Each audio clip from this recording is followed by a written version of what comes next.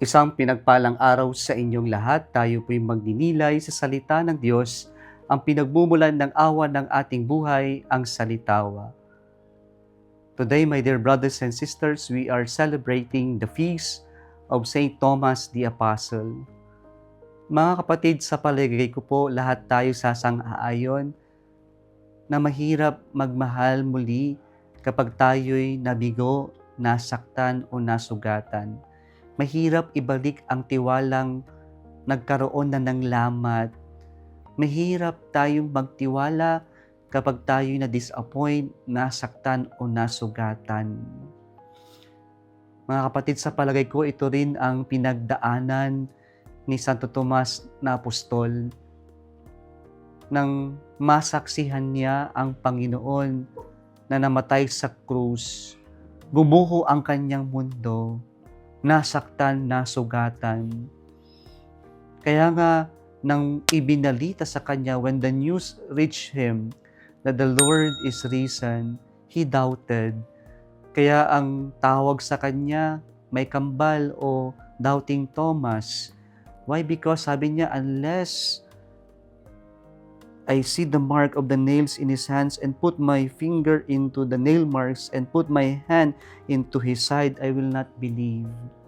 Bakit? Kasi sugatan siya. Siya'y nabigo. Siya'y nasaktan. Kaya tila nag-aalangan na magtiwala muli si Santo Tomas. Kaya ano pong nangyari sa ating ebanghelyo ngayon? Sabi dito, a week later, on the 8th day, sa lingwahin ng Biblia, the 7th day signifies completion, perfections. That's why meron tayong tinatawag na on the 7th day na kumpleto ang creation. So on the 8th day sa kultura ng mga Hudyo, at ito'y kinuha din natin sa biblical sense na bagong likha, bagong creation ang ika-8 araw. Okay? Kaya po para sa atin, on the 8th day is a Sunday. Okay? Bagong creation. Kaya noong nagpakita muli si Jesus, ang ating Panginoon, kay Santo Tomas, nakita niya ang bagong paniwala, ang paalala o ang simula ng bagong paglalakbay. Ito ay sign ng bagong panimula para sa kanila. Kaya noong makita niya ang Panginoon na muling nabuhay, he professed his faith in the Lord and he called Jesus Christ our Lord and our God. So from doubting, Saint Thomas believed, professed his faith in Jesus Christ, calling him not only his Lord, but his God. Mga kapatid, totoo nga yung sabi nila, love is sweeter when it comes from a wounded heart or person. Kaya po pag tayo'y nasaktan, huwag tayong susuko. Huwag tayong matitigil magmahal, sapagkat ang taong nagmamahal ay handa rin dapat masaktan o masugatan. Sapagkat ang mga sugat sa ating pagmamahal ay hindi lamang paalala na tayo nasaktan, pero paalala yan na mas tumibay at mas lumalim yung ating pagmamahal, sapagkat ito'y sinubok ng mga pagkakataon, ng pagkakamali o maling desisyon sa buhay, o mga sugat na dulot ng mga taong minamahal natin.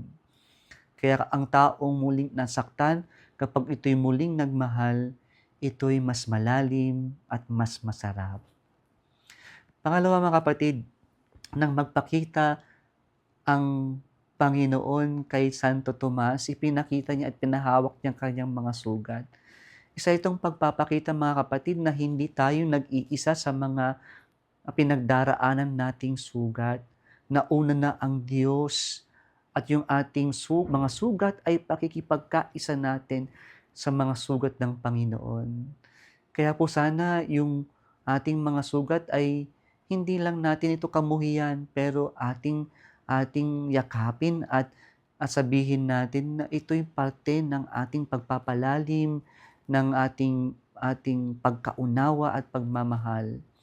Mga kapatid, we are not alone in our journey to healing, in the healing process. Because the Lord is reminding us, nauna na siya, He is with us, and He accompanies us in our healing journey.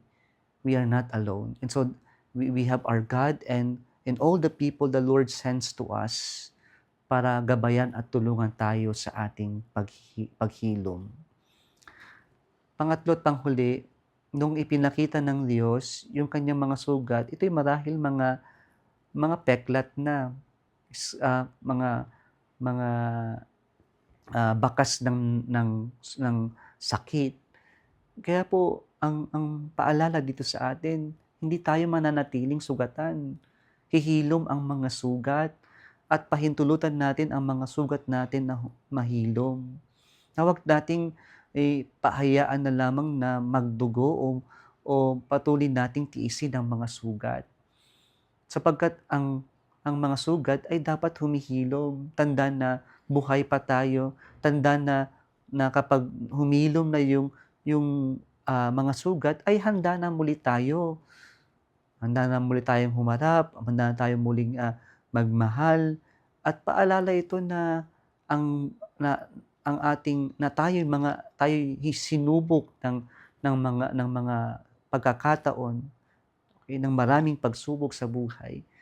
Kaya po ang mga sugat ay dapat nagiging mga peklat para tanda na tayo nasaktan, pero muli tayong bumangon, muli tayong nagmamahal o pinipili nating muling magmahal.